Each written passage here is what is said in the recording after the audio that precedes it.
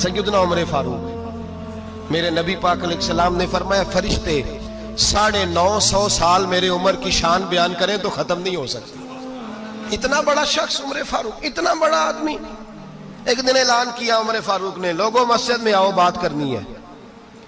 अमीरुल मोमिनीन का पैगाम है, सारे मस्जिद में आ जाए। खचाखच मस्जिद नबी सहाबा से भर गई। और ऐसा जब ऐलान होता था तो सहाबा दौड़ के आते थे, शायद को जंग है, शायद किसी ने हमला कर दिया है, शायद कोई नई बात है। दौड़े आए लोग, मस्जिद नबी खचाखच भर गई। सैयदना फारूक आजम रदी अल्लाह तआला अन्हु मिंबर पे बैठे। हजरत अब्दुर्रहमान इब्न औफ रदी अल्लाह तआला अन्हु फरमाते हैं कि सहाबा तजस्सुस के देख रहे हैं कि पता नहीं किसी तरफ से पैगाम नहीं आ गया, कोई काफिर हमला नहीं करने लगा, अल्लाह जाने क्या हुआ है, बड़ी परेशानी है। उमर बैठे, अल्लाह की हम्द की, नबी पाक सल्लल्लाहु अलैहि वसल्लम पर दुरूद पढ़ा और फिर उमर फारूक बोले, फरमाने लगे, मैं जब मक्के में रहता था ना तो कभी घर में कहत आ जाता था, कभी कहत आता था घर में, बकरियों के दूध खुश्क हो जाते थे, गंदम नहीं मिलती थी, पानी नहीं होता था। तो फरमाया मेरी अम्मा मुझे खाला के घर भेज देती थी।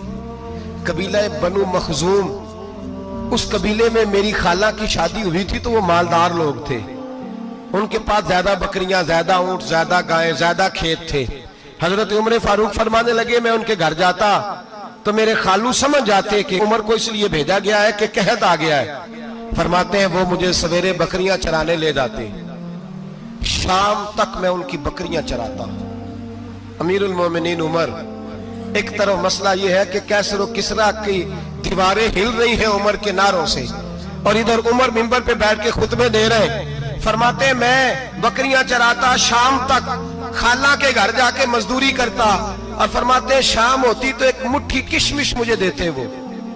आप फरमाते हैं मैं बड़े कद वाला था, एक मुट्ठी किशमिश मिलती है, कभी एक मुट्ठी खजूरें, मैं शाम को खा के सो जाता। कई महीने यूं ही गुजरते तो मेरी अम्मा का पैगाम आता कि हालात सही हो गया, मेरे बेटे को भेज दो। ये बात कही, हजरत उमर रोने लगे और फिर कहने लगे, अब वो वक्त आया है कि लोग मुझे अमीरुल मोमिनीन उमर कह के पुकारते हैं। बस ये दो बातें की। उमर ने कहा चलो जोहर का वक्त हो गया, अजान पढ़ो, उठो नमाज पढ़े, उठो। अजान हुई, इकामत हुई, जनाब उमर ने नमाज पढ़ाई, लोग चले गए तो सैयदना अब्दुर्रहमान इब्न औफ यराना था जनाब उमर से, बाजू पकड़ के कहने लगे, उमर सियाना बंदा यार तू, ये दो बातें सुनाने के लिए इतना मजमा इकट्ठा किया था, ये दो बातें कहने के लिए कि मैं खाला के घर जाके मजदूरी करता था तो एक मुट्ठी किशमिश मिलती थी, एक मुट्ठी खजूरें, ये कहने के लिए कि मैं बकरियां चराया करता था। तो हजरत उमर फारूक रदी अल्लाह तआला अन्हु फिर रोए, फिर आंखों में आंसू आए। कहने लगे, अब्दुर्रहमान आज ना मिस्र शाम से कुछ लोग आए थे और वो बता रहे थे कि उमर तेरा डंका वहां भी बड़ा बजता है। वो मुझे कह रहे थे तेरे नाम के वहां भी बड़े दबदबे हैं, बड़े तज़किरे हैं। तो मेरा नफ्स मुझे कह रहा था, उमर देखा तू यहां बैठा है और वहां तेरे नाम का शोर हो रहा है, मुझे इसने बड़ा किया है। तो मैंने आज मुस्तफा के सारे गुलाम इकट्ठे करके अपनी औकात बता दी है। मैंने अपनी औकात बताई है कि मैं कुछ नहीं, कोई शय नहीं, कोई चीज ही नहीं, असी किसी से कुछ नहीं जे लगदे, ना कोई साडा दर्दी। मैंने बताया है कि मैं तो किसी के बकरियां चरा के एक मुट्ठी किशमिश लेके गुजारा किया करता था। गुजारा मुझे मेरे कुछ साथी ना ले गए गुजरांवाला, सर्दियों के मौसम में मुझे कहने लगे स्वेटर पसंद कर ले अपनी मर्जी का। तो मैंने कहा यार मुझे तो वही मजा आता है जो मेरी अम्मा क्रोशिये से बनाया करती थी, वही वो पहले अब्बा पहनते थे, फिर वही स्वेटर बड़ा भाई पहनता था, फिर हमारे खाते में आ गया। और फिर उसकी तारीफें होती थी गुर्बत छुपाने के लिए, उसकी तारीफें होती थी, बड़ी मेहनत से बना है जी, क्या बात है, बड़ा गर्म है, तो अब छोटे भाई को दे दिया जाए। हमने कहा वही जमाना देखा है, वही रंग देखा हुआ है और उस पर फख्र है।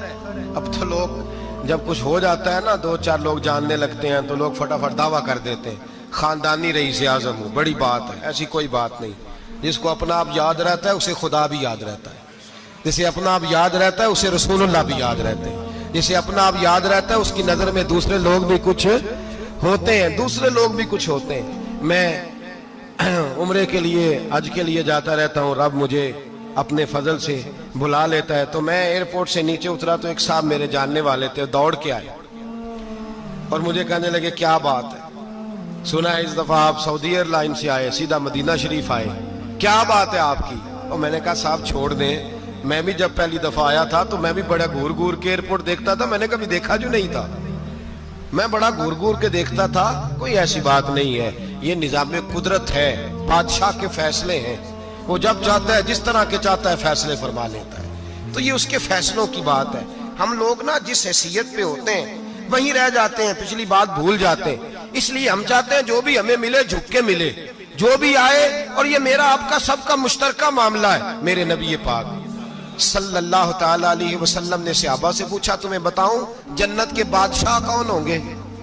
جنت کے عام لوگ نہیں, جنت کے, بولیے گا ذرا, جنت کے اللہ بادشاہ.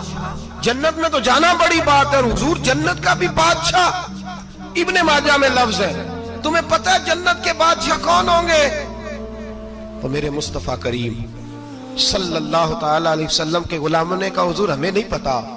تو حضور نے فرمایا جنت کے بادشاہ وہ لوگ ہوں گے جنہیں دنیا میں کوئی بھی نہیں جانتا تھا, جن کے کپڑے سادے ہوتے تھے, جو غریب لوگ ہوتے تھے, جو سفارش کرتے تھے تو ان کی قبول کوئی نہیں کرتا تھا, جو کسی کے ساتھ جاتے تھے تو ان کو مانتا کوئی نہیں تھا, وہ جنت کے بادشاہ ہوں گے, بادشاہ.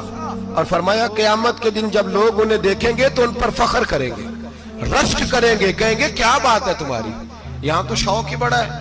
غریبوں نے بھی پوسٹر بنائے ہوئے ہیں, ڈاکوؤں, لٹیروں, چوروں کی تصویروں کے ساتھ لگوائے ہوئے, اپنے آپ کو بڑا کرنے کے لیے.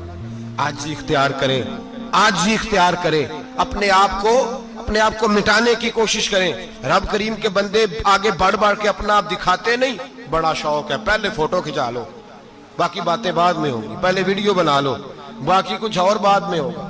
پہلے اب تو پرسوں ترسوں مجھے ایک مولانا کہنے لگے کہ آپ سے میں نے, وہ یہاں جمعہ پڑھنے آتے ہیں کبھی کبھی, میرے دوست ہیں, کہتے ہیں آپ سے میں نے سنا تھا کہ اگر کوئی, اس نبی پاک کا فرمان ہے اگر کوئی نذرانہ دے تو اس کو لے لو, اگر کوئی تحفہ دے تو اس کو, حضور نے فرمایا لے لو اگر تمہیں کو دیتا ہے, اپنی مرضی سے, مانگنا منع ہے, کو دے دے تو لے لو, ورنہ ایک وقت آئے گا تم مانگو گے تمہیں ملے گا نہیں, جب کو دے دے تو لے لو. کہنے لگے آپ نے کہا تھا کو دے دے, تو اس وقت سے میں کوئی سوٹ دیتا ہے مجھے میری مسجد کا نمازی تو میں لے لیتا ہوں, کوئی مجھے کوئی اور شے دیتا ہے تو میں آپ سے سن کے, تو اگر میری مسجد کا نمازی سوٹ پکڑاتے ساتھ فوٹو بھی کھینچے تو پھر میرے لیے کیا حکم ہے, وہ خوشبو کی ڈبی دیتے ہوئے ساتھ فوٹو بھی کھینچے, پھر میرے لیے کیا حکم ہے. کہنے لگے رمضان میں یہ حال ہوا ہے کہ لوگ کپڑے دے رہے تھے اور فوٹو کھینچ رہے تھے, کیا چکر ہے, کہاں چلے گیا. غریب آدمی کی عزت نفس کو کچل ڈالا پکڑ کے, ایک جوڑا سال کے بعد امام کو دیا, اس کی بھی تصویر کھینچ کے فیس بک پہ دے ڈالی. یہ ہماری آج